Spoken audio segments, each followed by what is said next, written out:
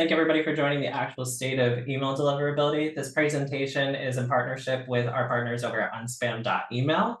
Unspam is a email evaluation tool to help provide scoring and predict outcomes with heat maps and potential challenges with your email creatives before they go out. So definitely they've been a great partner of ours, and we're excited to be joining this webinar today.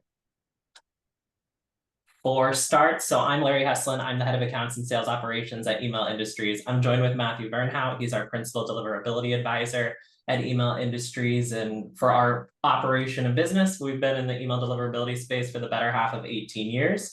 We have 22 deliverability consultants and analysts spread out throughout the world. And our primary focus is to help people figure out, why they're not hitting the inbox and get them back and stay there. So without further ado, Matt, I'll pass the keys over to you. Right on. Thanks very much, Larry. I always like to start with this quote when I'm working on different presentations. Most people ignore deliverability until deliverability becomes a problem for their brand and messages start bouncing, going missing, delivering to the spam folder, etc. So, what does that mean for you? It means that when a message goes missing or goes to the spam folder, you're losing opportunities to communicate with your customers. You're missing out on revenue. You're missing out on that engagement that we all crave so much when it comes to getting mail delivered and getting messages to your consumers in the appropriate place. I know there's always conversation around, is the promotions tab still the inbox? Absolutely. Right? If you are in promo, updates, social, primary, you're in the inbox. And it's always one of those things that, people seem overly concerned about. But you also have to remember, not everybody reads their email in an environment that has tabs. So if you're using Outlook or you're using Thunderbird or you're using various other third-party mail clients, those tabs don't exist. It's just all the inbox. So that's something important as you're thinking about, where messages are landing, what the implications are, and how your consumers actually read your message. So if you're working with a platform that tells you the types of mail clients your clients are using, definitely pay attention to that because it does make a difference. And remember, it's all the inbox, and that's where you want to be. Consumers look for promos in their promo tabs. So those are certainly things that you don't necessarily want to chase, if you will, too much, the primary tab. You want to make sure that you're focused on getting messages into the inbox, all encompassing. There are several things that are going to tell you you're having delivery problems, and we're going to go through a bunch of those today in order to help you really understand the things to pay attention to proactively catch, like, are we sliding?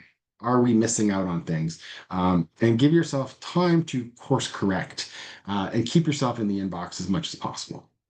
So we want to make sure that we are aware of those challenges. But let's look back in time just a little bit, right? So what happened last year? So in the fall of 2023, Google and Yahoo jointly announced that they were going to make significant changes to their sender best practices. Those came into force starting in February 2024 and took place over a series of months, about 6 months, to fully roll out across the board. This included proper authentication for all email. If you didn't have proper authentication, you would have started to see rate limiting bounces, and eventually they would have stopped accepting your mail. They wanted one-click unsubscribe for all bulk mail. Bulk mail has been defined as, in some situations, it's sending more than 5,000 messages a day. But depending on the mailbox provider you talk to, some of them have much lower thresholds. Some might say it's 1,000 messages a day. And others, like Yahoo, don't put a label on that. They simply say, you are a bulk sender when we determine you are. And it's a one-way trip. So if you cross that threshold on one day, guess what? You are now going forward considered a bulk sender. So regardless of the message sizes or the volume of messages you're sending, you want to make sure that you are following those best practices. in regards to, you're sending 100 messages, you're sending 1,000 messages, you're sending 100 million messages. You want to make sure you are sending appropriately, following the sender best practices. You also want to implement, or at least work with your ESP to ensure that it's implementing feedback ID headers in the messages. Those are really important for the Google Postmaster tools. It's basically a header that gets inserted. It has 4 values that can mean things like campaign ID, list ID, message ID, ESP name, and it allows you to look in their feedback loop to determine which of your campaigns may or may not be causing problems. Yahoo also has a feedback loop, which they relaunched last year. And if your ESP hasn't registered for it, you can go register for it as long as you have a valid DKIM signature with your domain. So it's very simple to do, but you definitely want to make sure you're getting that complaint metric back from the various mailbox providers. Uh, in regards to keeping your data and your consumer expectations met. So if you're seeing a lot of complaints, maybe you're not meeting those expectations. Again, this is something your ESP should be taking care of in regards to setting those up and managing them for you. But there's nothing that stops you from going to register for this as well so that you get copies and you can see the content yourself. And you may want to look at your corporate mail, or if you're using multiple ESPs, to have a centralized place to collect all of those. Now, in April of 2025, so this is very recent, Google actually clarified a number of different things under their sender best practices, and this will be a continued evolution. These things result around, your domain reputation, your sender reputation, the age of your domain, many of the best practices they've already published. And if you're not meeting their expectations, you may notice your display name doesn't show. It might just show your email address, or it might show portions of your email address.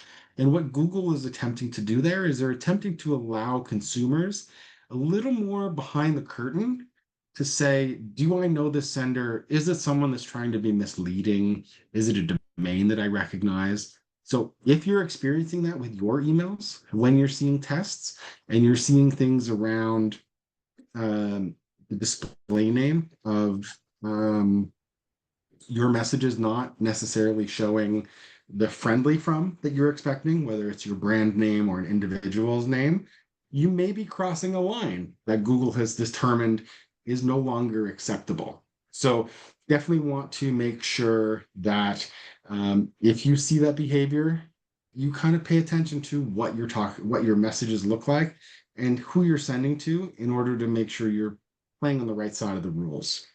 So again, these rules are publicly available. You should familiarize yourself with them under the Sender Best Practices articles by Google or in the Yahoo Sender Hub. So Yahoo as well has basically their Postmaster page, which tells you all their rules for sending email to their consumers.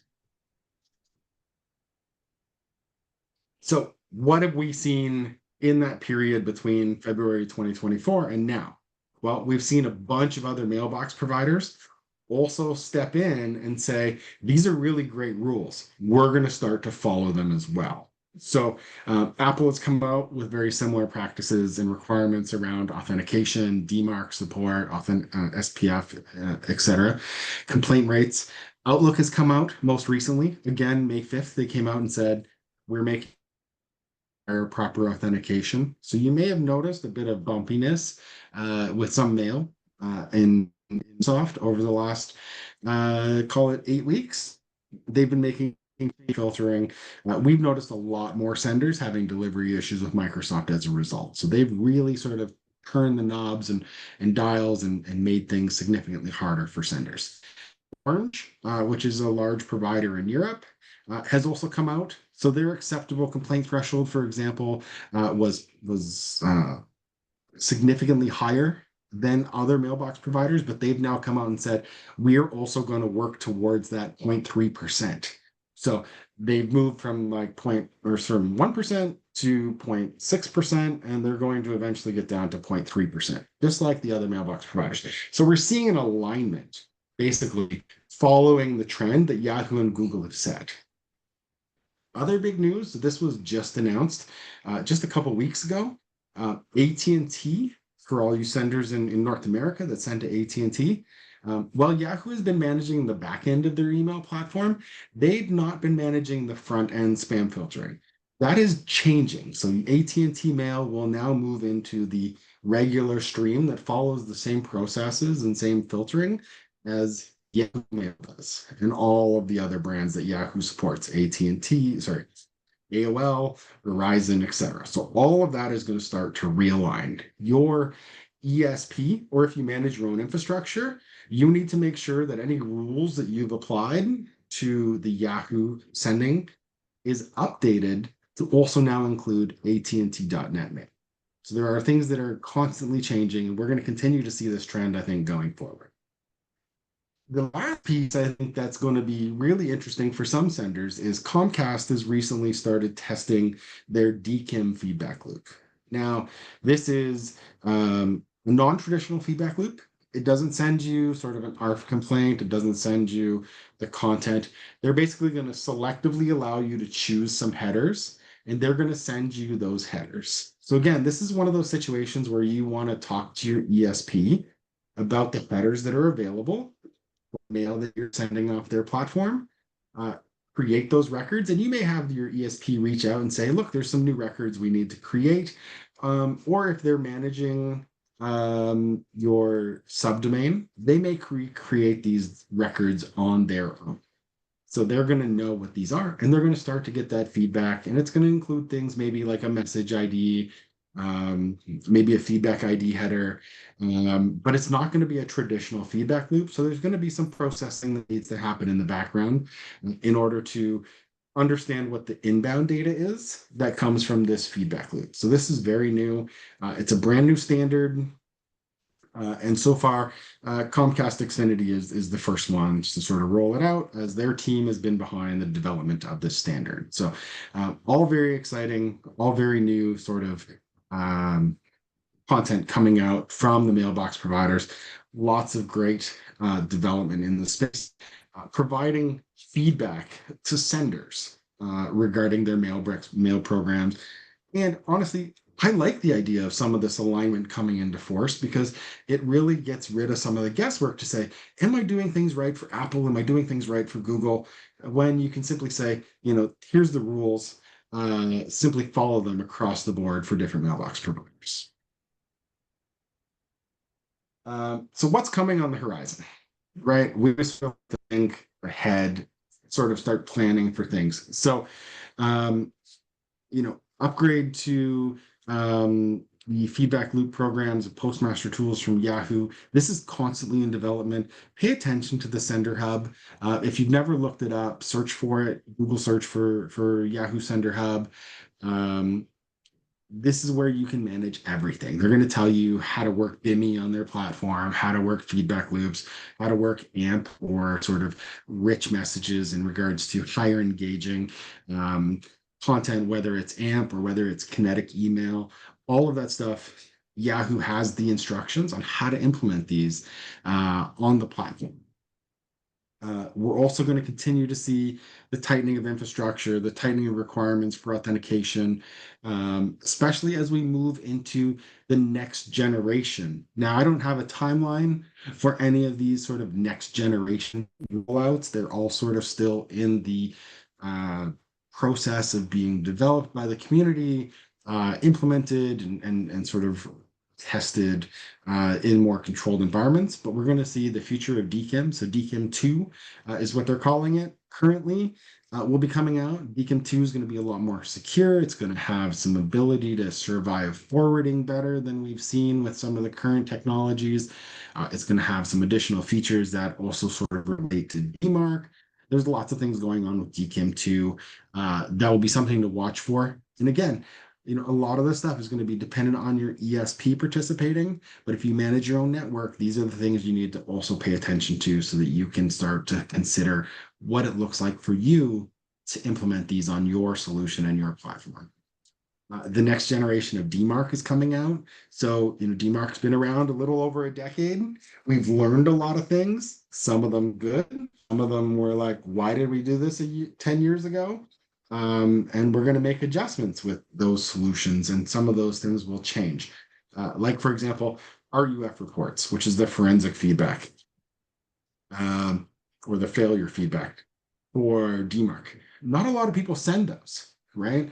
They don't send them because of privacy concerns. They don't send them because of the content. They don't send them because of, GDPR style reasoning. So we're probably just going to drop those, right? Percent tag, we're going to drop. There's a whole bunch of things that we're just going to evolve these standards to be more realistic to how people use them, and more aligned in that sense. Hopefully we're going to continue to see more feedback loops be developed. So the DKIM feedback loop from Comcast is just one example. There's a feedback loop. That's another open source one that Abusix has been championing for some time. CFBL is what they call it. Again, these are all things that you could currently implement, but they're not widely adopted. So if it's something that you feel you want to be cutting edge, you want to look at, definitely do it. If it's something you want to work with your ESP to make sure they're supporting, those are always great questions. And it becomes that chicken and egg. If we get more ESPs supporting it, we might get more mailbox providers supporting it. If we get more mailbox providers supporting it, we're going to get more ESPs supporting it. So we can push and pull as best we can in the community to continue to drive adoption for some of these new technologies. We've also seen the rise of subscription management portals. So these are new, they're still rolling out. Some people have access to them, some people don't. I've seen lots of screenshots and lots of conversation around the subscription management portal. Basically, it's going to be a place based on the the list unsubscribe headers and email. Mailbox providers are going to make it easy to see what you're subscribed to. And you'll be able to toggle a button that says, I want to unsubscribe, I want to subscribe directly from the subscription management portal. You won't need to go into the actual messages and find the unsubscribe link anymore. And as a deliverability professional, I'm going to tell you, unsubscribes are way more healthy than spam complaints. So ensuring that you're supporting that technology in your email, ensuring that you're supporting it in the headers and your platform providers are supporting it properly are things that are no longer just good suggestions, they're actually requirements. And those requirements then allow mailbox providers to build on top of those. So why is email hard, right? A lot of people think push a button, an email goes from my desktop to the recipient's desktop, and you don't necessarily think about all the steps in between. There are really a lot of steps in between, and this is even a simplified document describing sort of that workflow compared to the actual steps, right? You have outbound mail servers that are going to filter messages or look for bad content. You have authentication solutions, reputation providers looking at messages. You have DMARC then being evaluated to determine is the message properly authenticated. Then it's determined what is the policy, if it is authenticated or not authenticated. Then it goes into the mailbox. Then there's some spam filtering. Then it determines which folder to go. So there's a whole lot of steps that happen between point A and point B that not everyone always considers. And there's a lot of opportunity for something to break. And that's where you need to continue to pay attention to what's going on with my messaging so that you can make adjustments, so that if there is something that's broken, conversations can be happen between providers, whether it's a ESP and a mailbox provider or two different mailbox providers having to talk to say, why is mail not delivering appropriately? Then someone can take the corrective action to either fix a bad filter, fix bad authentication, or potentially if you've had a compromised website or account, fix those things to in order to enable messages to continue to deliver. And like all things, what's authentication? What is reputation? Right? Reputation is built of a whole bunch of data inputs. Again, this is oversimplified. I've heard some mailbox providers say they look at 2,000 data points for every message that comes in. They're checking the headers, the IPs, the domains, content, who it's proxying through, where the links are going, who the providers are, what the websites are that are landing on. So they're looking at all kinds of different things. on top of their own internal reputation solution or external block list or reputation providers. So there's a whole bunch of things that happen on top of how did my email flow to get to the other side, on top of how does the sender behave and what is their individualized reputation. There's a lot of pieces that make email complicated. And that's why, my favorite hashtag always is email is hard, right? Email is hard. So, certainly a lot of pieces to always consider and keep tabs on as you are sending email. But what can we do as senders, right? I feel like I've talked about these a few times, but I mean, these are the core elements of email that we need to get right. So SPF needs to be configured. I see a lot of bad SPF records out there. This is something we spend a lot of time as consultants working with customers on to fix. People have multiple SPF records, which is a violation. People have SPF records with too many includes. Uh, Honestly, some of this is bad advice or old advice from providers that just never get removed. They say, I need you to add my include record into your SPF record. And then the next one says, add it, add it, add it, add it. All of a sudden, you have too many includes in your SPF record. DHIM is another one. It's fragile. DNS is fragile. It can cause problems in regards to timeouts. There could be caching issues. If you're rotating DKIM keys, there could be reputational issues between the difference in keys. All of those things need to be accounted for in your email. Obviously, getting feedback internally to your network is important as well. But where are some of the pieces maybe as a sender you don't control, but you need to be aware of, right? TLS, making sure that communications between networks, and this is clearly something the network owner is responsible for, is to ensure that that conversation is secure as best as possible so that messages aren't delivering over clear text where someone might be able to observe the content of those messages. So definitely make sure your providers are sending in a secure, communicative way using TLS encryption between platforms.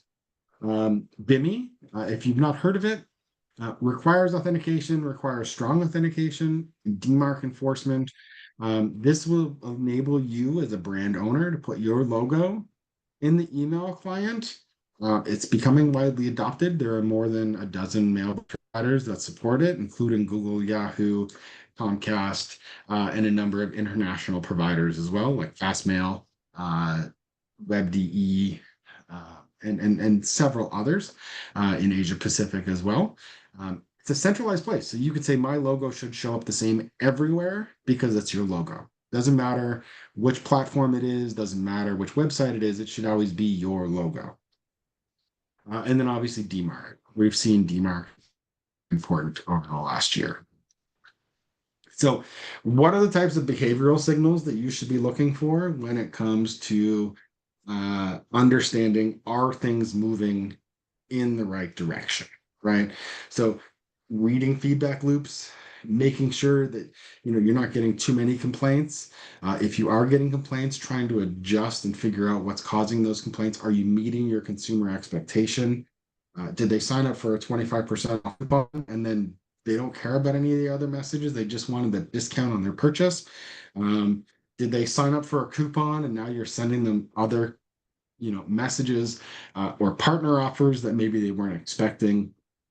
Or maybe in some cases you're just over mailing in regards to understanding that maybe someone doesn't want 12 messages a week from you, right? Maybe it's not breaking news. Maybe it's like, if you are a retailer, do I need 12 promotional emails on today's discount, today's sale? Or is 7 the right number? Or is 5 the right number?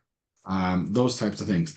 Enabling that option for your consumers to understand how frequently to communicate or receive communications from you is certainly something to think about. We have a question. Should we pay for BIMI? I'm 100% biased. I am the communication chair for the BIMI group. I think so. I think BIMI, if you can afford it, I mean, I understand it's not the cheapest of solutions. The certificates are very expensive. You don't have to pay for it. You can do a self-asserted record to get things started. It will show up in some of the mailbox providers, but if you want it to show up in Google and Apple, for example, you do need to have a certificate, whether it is a VMC or a CMC. So there are two different types of certificates you could buy. Again, I anecdotally, what I've seen working with customers that implement it, they do see benefit from it because consumers, people in general, recognize logos faster than they recognize text. So I would say yes, if it works into your budgeting. I know it's not a budgetable item for everybody, but nothing stops you from supporting it for free until you can afford to pay for it. You just get different distribution of where it goes out. So, going back to behavioral signals, block list alerts. So if there are issues with repeated block listings, depending on which block list it is, you could have reputational issues. If you're repeatedly listed on, say, Spam Cop, typically you're either sending to someone who's going to report all your mail as junk, or you're sending to spam traps. So clean those out, use list hygiene, look at engage, look at who's clicking, look at who's opening, and ensuring that you are sending to your active audience and not to just random addresses or indefinitely sending to people that are no longer active and engaged in your list. Clearly, if you're sending messages that look like phishing, expect to be treated like it. If you have really low engagement, you're probably have too big of segments. Resegment your messages. Look at how you're going to have those conversations. And to say, like, here's my hyperactive VIP members, and here's my, totally inactive group audience that never engages, never does anything. How do I want to communicate with those two groups differently?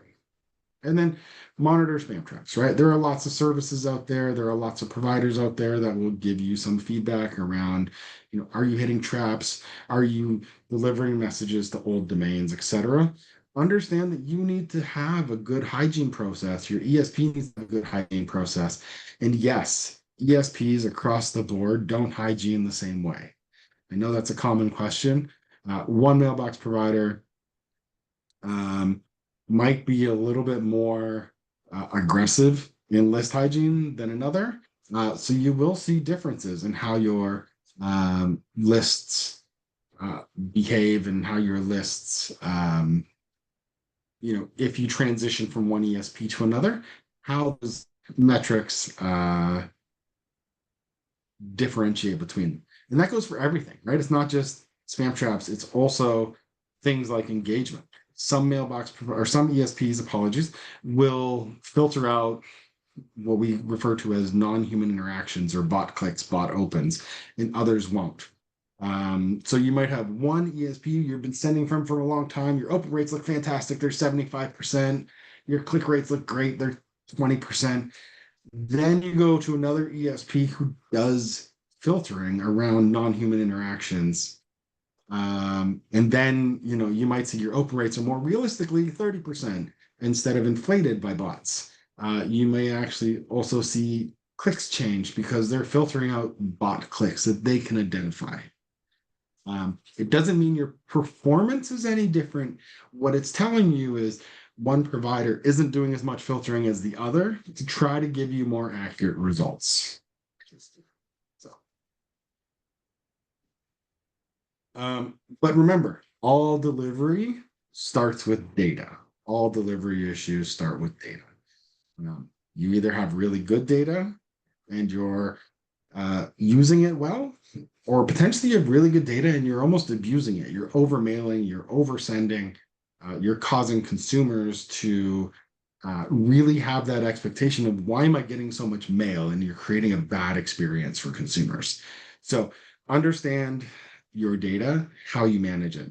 The other piece to this is there are lots of bots, right? More bots, more AI, more whatever we want to call it, bad actors, malicious people that will go out and subscribe to your mail. And they might subscribe to your mail because they're trying to flood someone's mailbox so they can compromise an account for that end user. Or they might just be doing it to be a nuisance, right? There's lots of reasons that people do this. So you want to make sure you take some defense against that. You want to make sure you've implemented reCAPTCHA or some type of bot monitoring on your web forms. You want to look at those types of things to say, are these interactions actually real people that are trying to subscribe? Um, they could flood your list, right? I've worked with customers in the past that didn't really pay attention to this. And when we started looking through why are they having delivery issues, we found thousands of these bot subscription addresses on their list. That's where those things are causing delivery problems for them. There are lots of tools that do real-time data validation. Clearly being a bit biased again, Alfred.email is a product developed and managed by Email Industries. We would recommend you try it. We're going to give everybody on the call a free 500 credits, so certainly do try it out. The type of consent that you use, an implied versus an express consent, versus even an opt-out consent. So if you are looking at how people are getting onto your list and you can track them separately, this becomes really important. As a Canadian myself, our anti-spam law has two definitions of consent, implied or express. There is no opt-out consent in Canada. It has to be one of the two in regards to sending communications of a commercial nature to people. So understanding the geographical regions you're sending to is also something that is very important when you are working with your lists and your data and managing the types of consent and expectations of your consumer. Also pay attention to things like, how many complaints you're getting, how many unsubscribes you're getting. If your unsubscribe rate is, greater, 1% seems very high for an unsubscribe rate. If it's greater than 1%, you may need to look at what you're mailing and how you're managing it, especially if you're starting to see delivery issues. If you're not seeing delivery issues and it's 1%, maybe that's just the way your list behaves. Every list is different, but 1% seems very high. So if 1 in 100 people every time you mail them is asking to stop, you really want it to be more like 1 in 1,000 people. Where does content come into play for delivery? Text to image ratio is really a big one. Think mobile first, right? You want people to be able to easily click on links. You want people to really be able to understand your message. You want images to load quickly, right? So we want to optimize images. We say 400 KB here, but if they could be smaller, that's even better. Anything over 400 KB really starts to impact delivery for messages. It really starts to impact how people are able to access your mail on a mobile device, right? So think about message size, think about image size. If you're sending all image emails, think about how you could use live text instead. Accessibility is a big thing as well. Recently, the EU has come out with an accessibility standard mandate. In the US, we've had the ADA requirements for quite some time. So make sure that your messages are accessible to people. There are lots of guides that you can read. There are lots of sort of informational websites around ADA compliance for email. Yes, in the questions here, there's a question that says, am I talking about a 70% live text to 30% image? Ideally, that's where you want to be. You want to have more live text than image within your messages. So content should be scannable. Again, people have short attention spans. They receive a lot of email. They're trying to skim messages very quickly. They're trying to certainly understand what you're asking them. So make messages scannable. Most people don't want to read walls of text when it comes to email. So certainly make sure that everything is digestible and easy to understand, and your calls to action is very clear. As well as display names. I would 100% tell you no emojis in your display name. Changing that, especially with Google's new requirements, you're going to see some behavioral changes. So don't put check marks in your name. Don't put red buttons, green buttons, blue circles, etc. in your display name. You just use text and make it clear. right? Make it clear the brand that's sending the message to an individual. I get lots of emails that come from people versus the brand. I don't know who your CEO is. Chances are I don't. So if you send me an email from your CEO and it's just their name, it looks like any other email that I get. I'm not going to know it's from your brand. Very few brands have recognizable CEOs as their name. So make sure you're including the branding on the beginning of the friendly from. I'm going to know what your brand is more so than who an individual in your organization is or who your company celebrity avatar is, etc. So definitely make sure your friendly from is readable to consumers. So I know I've mentioned this a few times, but certainly I want to call it out just a little more, right? Non-human interactions, bot clicks, bot opens. These are causing a large number of people concern when it comes to, are my metrics valid, right?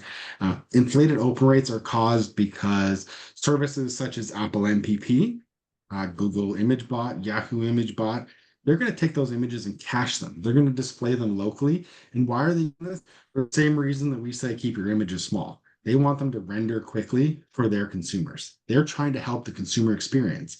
But what does that do? It basically says, oh, look, there's all these people that opened your email because they've downloaded them and they've cached all those images, including your open beacons. So you're seeing an inflated open rate. You're seeing an inflated request for those open beacons. And you need to account for that. There are services out there that will try to help you determine, is this a bot that asked for this image, or is it a person that asked for this image? Some ESPs filter them, some ESPs don't. And that's really a question to have with your providers. And again, a lot of what you may experience as this is causing more friction, this is causing more pain for me, it's really throwing my metrics out of whack.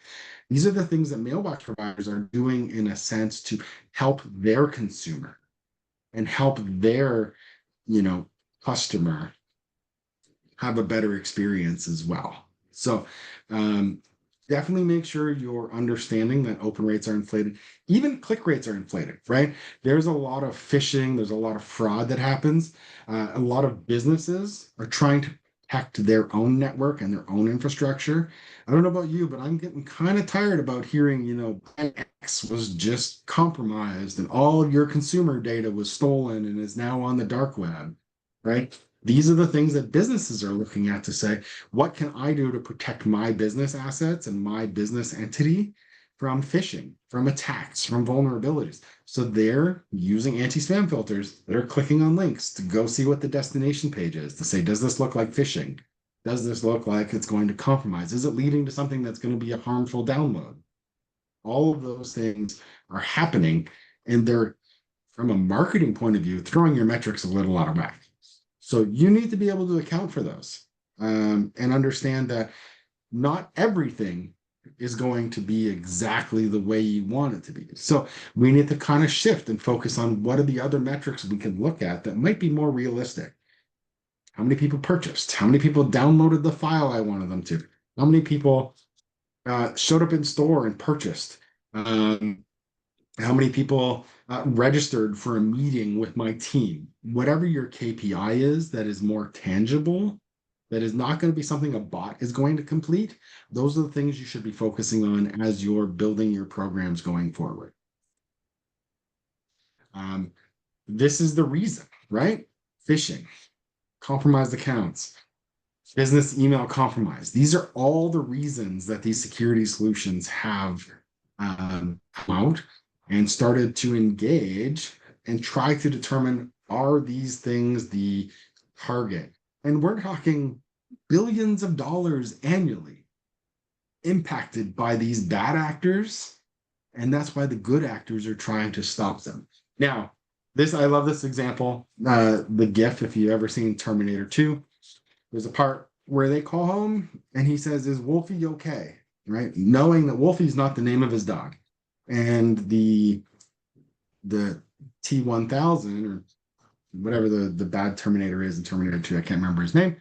comes out and says, yeah, Wolfie's just fine. And then he says, okay, well, now we know your parents are dead. Because he asked a question that only somebody who knew the answer could verify.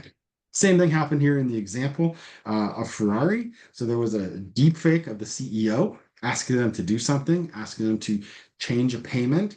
And the individual on the receiving end of that request basically said something along the lines of, I lent you you told me to read a book. You told me to read a book last week. I can't remember the name of it. What was the name of the book you told me to read again so I can go out and buy it? Right? That piece of information would only be known by the two people that were involved in that conversation a week ago.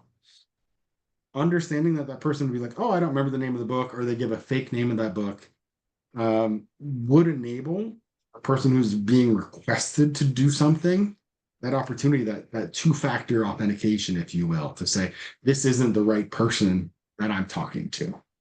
With the age of AI, um,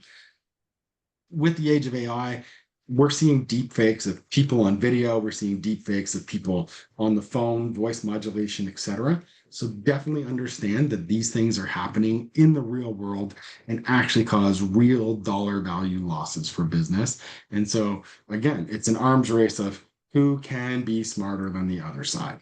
And unfortunately, many people get caught in the middle that are trying to do the right thing, but maybe not with the best practices. So how do you know if you have a delivery issue? Well, over time, we're going to look at trends, right? Are your bounce rates increasing? Are your complaints increasing? Are your opens and clicks declining? Are you seeing these changes? These are all early warning systems that potentially you're about to, or you're starting to slide into a delivery issue, right? More bounces in regards to delays, failures, more soft bounces you're seeing in your reporting. So if you're used to like 1% soft bounce rate, and all of a sudden it's 5% soft bounce rate, something has changed. You need to pay attention to it. Or maybe, you're one of those brands that customers call to say, I'm not getting your email anymore. What happened? It actually happens. There are customers that can call to say, I'm not getting your email because they expect it. And that's actually something you want. You want customers to reply or call and say, why am I no longer getting email? Uh, these are the types of things that are early warning systems that your reputation has shifted and your delivery is about to get significantly harder. Paying attention and watching these trends early and over time definitely are going to be things that help you understand and diagnose what the challenge is. Then you can kind of go backwards a few weeks or months or whatever it happens to be as that change started to say, what did we do? What did we do last quarter? And if you look at it and say, oh, we implemented a new partner who's feeding us data, that partner maybe is giving you bad data. Or, we redesigned our website. Well, maybe you forgot to put the bot, protections on your new forms. So now you're starting to see bots insert content into your forms. I love this question that just came in. Are open rates still worth paying close attention to versus click rates? I mean, I like open rates, but not from the sense you used to look at them to say, is my message successful? Right? I like to look at open rates to say, are my open rates consistent or relatively consistent, plus minus a couple percent on any given message? Because what you're seeing, if you have a 40% open rate for the last quarter, and next week, all of a sudden you have a 20% open rate, it likely means a large portion of your mail is now going in the spam folder, right? The image caching that happens is happening to messages in the inbox, right? And it happens at different points depending on who the provider is. But if you're seeing a huge decline in open rates, it likely means you're having a delivery issue. So it's not that you're getting maybe more bounces because the messages are still delivering, they're just not delivering to the inbox. So use it as a metric to say, am I seeing a consistent, relatively consistent open rate in regards to messages making it to the inbox? Don't use it as a KPI to say our program's super successful because we've got a really good open rate. It's direction. It's no longer a metric. And depending on who you talk to, it's never been a great metric that way. Another question, we have to determine our email success based on other KPIs instead of opens and click-through rates. However, we do not have a software that can track direct relation of our email to call to action. Small nonprofit, we also do not have the capacity to run this type of analyst manually. How do we do this? So, I mean, clearly looking at website traffic, right? You send an email, you should see a lift in website traffic. You should see an increase in donations. You should see an increase in whatever your message is trying to get your recipients to do. I would also say if ESP, open rate and click rate tracking, is pretty much table stakes. Every platform should be able to do it out of the box. So if you're using an ESP that doesn't do open and click rate tracking, you may want to consider a different ESP. If you are using an ESP and you're not doing open and click rate tracking, it may be something that you just need to go back and enable.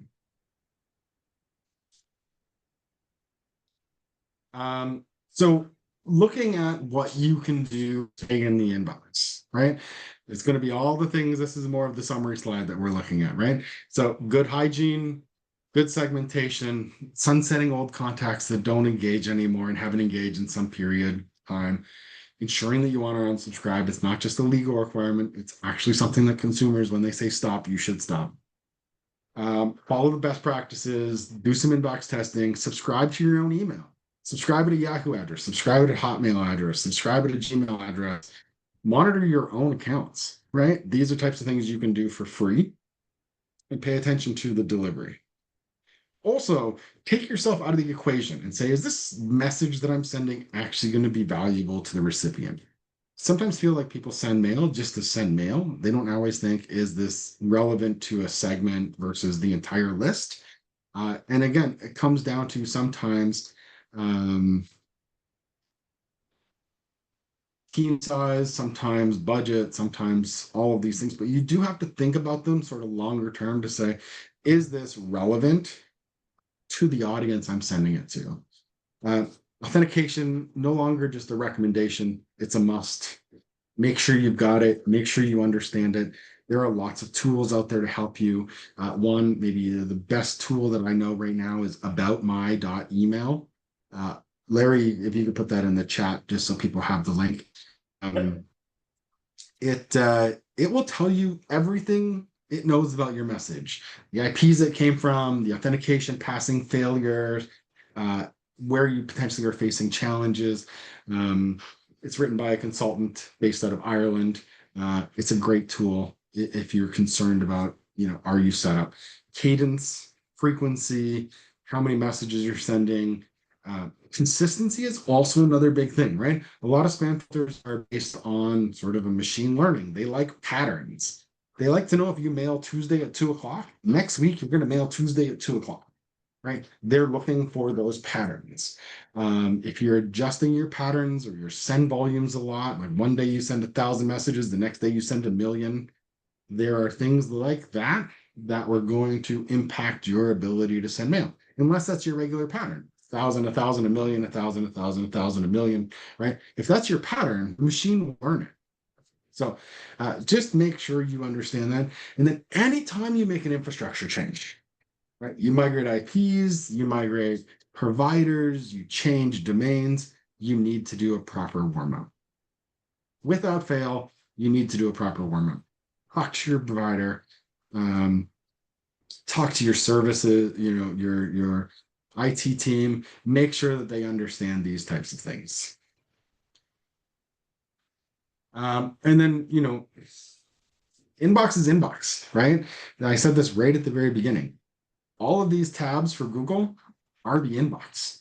I have conversations weekly with people that are like, oh my God, I'm in the promo tab. I want to be in the inbox. So definitely make sure that you understand these are the inbox. Customers want the primary inbox for communications between people. They want promotions to go in the promotions tab. They're going to go look at those promotions when they're ready to look at promotions. They don't want their daily routine of personal communication interrupted by random promotions. Google has two inboxes. They have the inbox and they have what's called the focused inbox or other tab. Other is where they're likely to put marketing messages compared to their focused inbox. And then there's also the spam or junk folder or bulk mail folder, depending on the mailbox provider you're looking at, right? Tabs are a thing. More mailbox providers are likely going to roll out tabs in the future. So just get used to the idea that if you land in a different tab than the primary tab, you're still in the inbox. There are lots of great resources. This will be shared. I know there was a question that came through around will this be shared? This will be shared. These links will be active. There are lots of great resources you can go look at. Several of them I've talked about today in regards to services or things that you should be looking at in regards to monitoring your email or even staying up to date in regards to what's new. How do you learn something? How do you follow the rules? All of these different pieces are readily available. These are some great resources that we work with regularly to help those conversations and keep educated ourselves, right? We need to continuously educate ourselves in order to continuously help our clients as the goalposts move on a regular basis. So, Larry, I'm going to let you wrap up here. Sure. Here at Email Industries, we're an email deliverability consultation firm, and our focus is exactly all the things Matt has been talking about today. We provide a variety of services from both packages to long-term engagements, from expert consulting to comprehensive audit services, remediation and optimization, monitoring and alerting, so you can know when challenges are about to happen and how to prevent them before they're impactful. We also support with reactivation programs and more domain warm-up and IP warm-up. We do have a custom email infrastructure and MTA engineering team on staff, so we help build USPs and grow them, as well as just general deliverability training and staffing solutions for your team we support with. So, and we do have an agency arm as well, where we do content generation and helping deploy and run your email program. So we support everybody from the mom and pop shops to the Fortune 1000s. We have extremely competitive pricing. We really do want to be an email solution for all. So that is kind of us in a nutshell. We'll provide our contact information here on the next slide, as well as after the call. So happily, we're offering some free health checks currently through our website. So if you want to get a quick free health assessment of your email deliverability, we're more than happy to supply and give some insights. I know we did run a little bit closer to crunch time. As I said in chat, myself and Matt are going to stick around for a little bit and help answer some of these questions that were not answered. So feel free to continue to add those to the Q&A. And of course, if you did have a set cutoff, we appreciate you joining us today. Thank you again to Unspam for partnering with us and having us here for this presentation. And yeah, we'll go ahead and start hitting all the questions. Let me go on in. We had a couple in the backlog, Matt, for you that I'd love your insights on. So when it comes to feedback headers, sometimes they're confusing to me. I don't know how to apply what you're saying into the real world when you're looking at feedback. What would your suggestions be? Yeah, so the feedback ID header, Google has a great support document around the feedback ID header. This should be something that your email service provider is taking care of. They're going to be able to insert those values into their own message headers that are going to include things like which message ID, which list ID, potentially which account ID. And then the fourth value should always be an ESP token. So depending on the ESP you're using, if it's constant contact, they might use something like CTZT. MailChimp might use something like MC. Klaviyo, I think, uses like K1 in that value. Then the rest of those IDs are tied to the message or the account.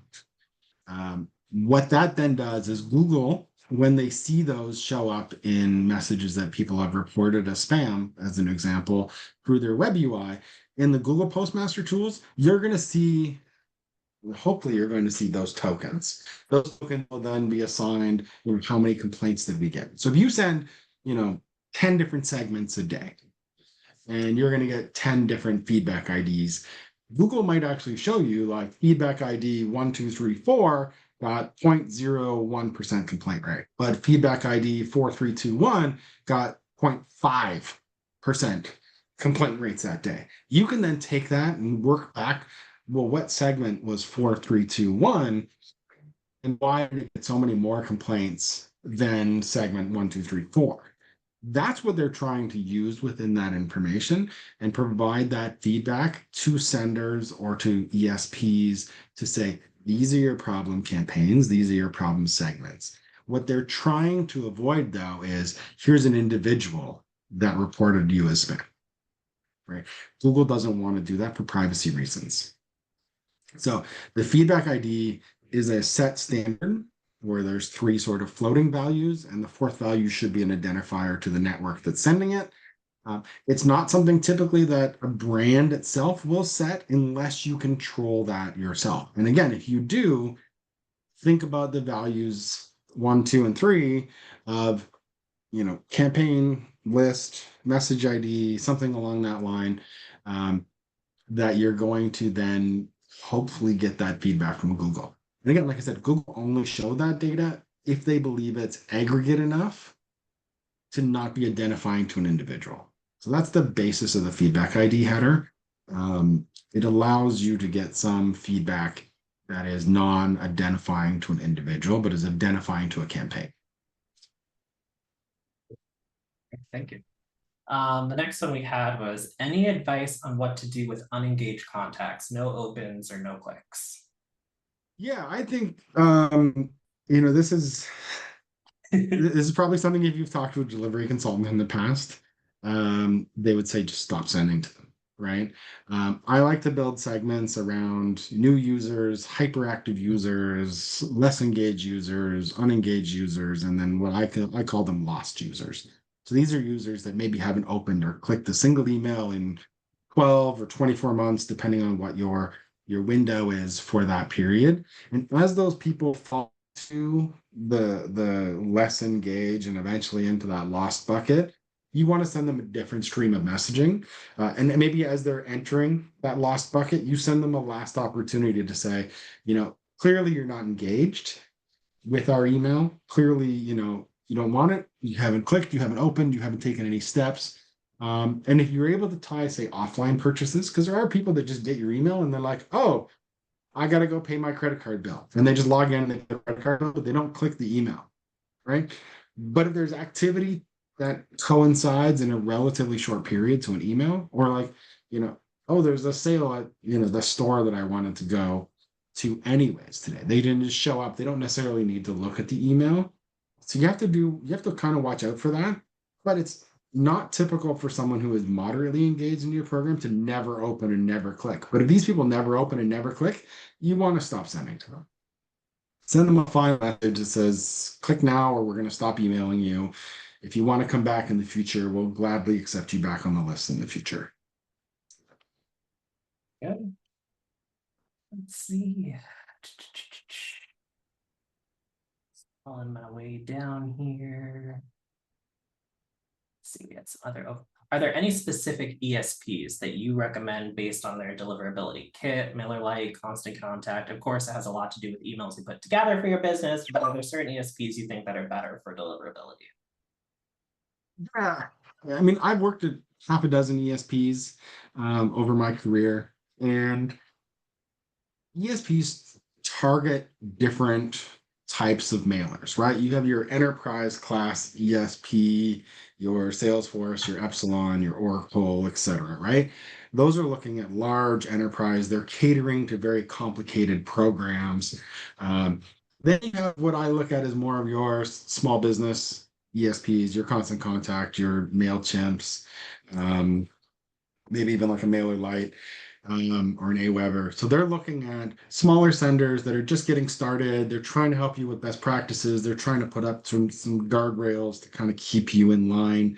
A lot of this, as we move into the future with domain reputation over IP reputation, and that's really what we're starting to see. Like Google is really big on domain reputation.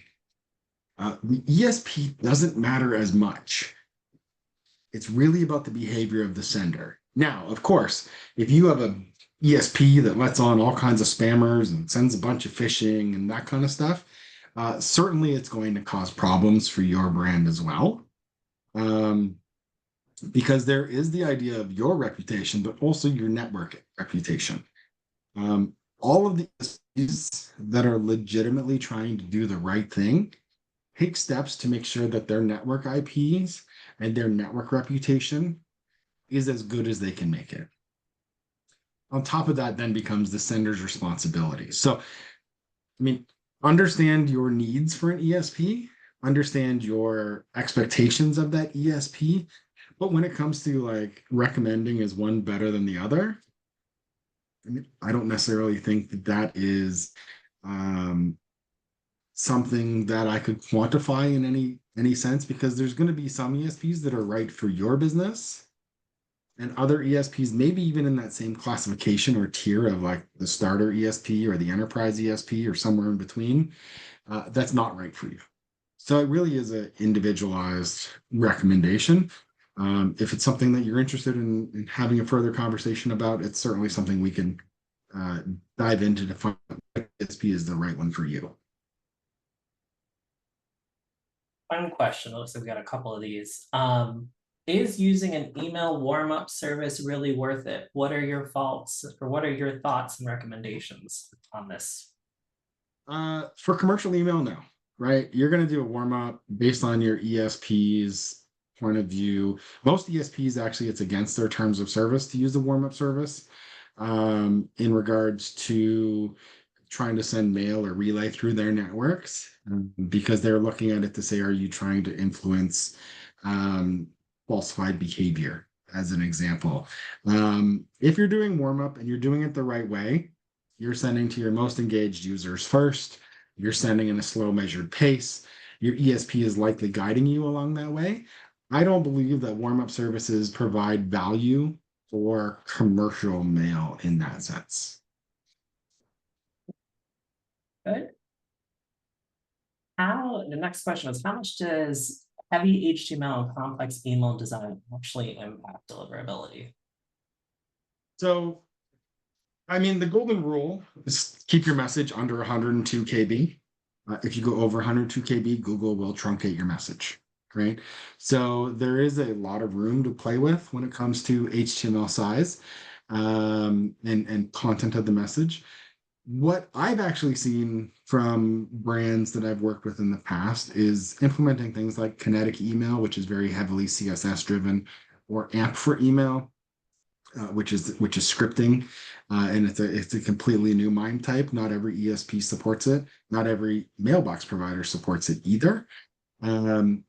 Those brands that implement interactive live in your inbox type emails see a huge increase. I've seen 3 to 4x increase for people that receive the interactive version compared to people that receive the static version.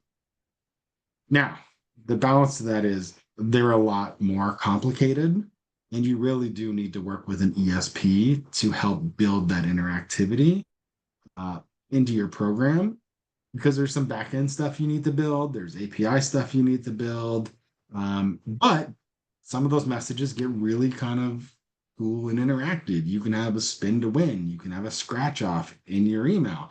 You can have fill out this form and book an appointment directly from your email. Add to cart directly from your email. I've even seen demos of services. I've never seen it live, but I've seen demos of service where you can pick the seat you want on the plane you're about to take directly from the email as you check in. So you could do a check into your flight directly from the email and say, I want this seat. And then you get your QR code. So, I mean, you can get really creative with interactive email, but it's a lot more work and a lot more effort that not everybody is willing to take, because maybe only for, 25% of your list or receivers or recipients might see it. Okay. But I do like the idea of highly engaged interactive email. Absolutely. I think our final question here was, is a dedicated IP address worth it? We're considering switching ESPs and noticed that this was a feature at one of our ESPs. What are your thoughts on it? There are lots of pros and cons to dedicated IP. Pro of dedicated IP is you get on your own for reputation. Clearly, you're going to have network reputation. That's going to exist on any platform. But when it comes to, is another sender going to impact your IP reputation? No, because you're on a dedicated IP, you're going to impact your IP reputation. So if you have great practices and your volume is significant enough, and this is something I think a lot of people don't always consider when talking about dedicated IP, you have to have a decent amount of volume, right? If you're not sending 20,000 messages a day at a minimum, I would say, it's probably not worth having a dedicated IP. Your volume's just not big enough. It's going to take you forever to build reputation. It's going to take a long time. Small fluctuations in complaints or bounces or things like that can really impact your reputation. But if you're sending several million email a month on a daily sort of cadence of, tens of thousands of messages, absolutely. If you are a well-behaved sender, dedicated IP is worth it because you get rid of the third-party impact, predominantly get rid of the third-party impact for your messages. Final thoughts, final questions. Anybody got any last things to ask while we're still here? Going once, going twice. Very good. I think that was everything. So after this call, we will be providing the presentation deck. We'll be providing a recording of this to everyone. We'll also be providing the Q&A answers we had here in chat. Other than that, we thank you again so much for joining us on this webinar. Thank you again, Matt, for your time as always and helping make the email space a healthy and safer place. We appreciate all your time and yeah, hope everyone has a great day. Thank you. Thanks to Unspam for partnering with us and hosting. Yeah, very fun. Looking forward to doing it again, hopefully. Right on. Thanks, everyone. Okay. Bye.